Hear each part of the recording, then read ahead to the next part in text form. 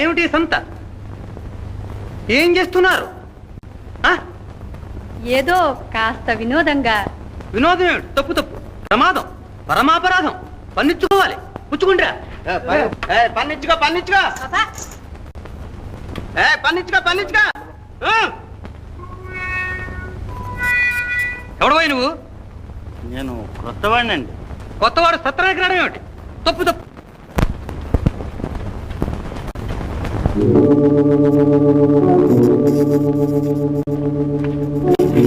నీదే ఊరు? పారసికం అండి. పారశేకం ఏంటి? తప్పు తప్పు, పరశోకం పరశోకం. టోపీ టింగు రంగుగా ఉందే. తీసుకోండిరా.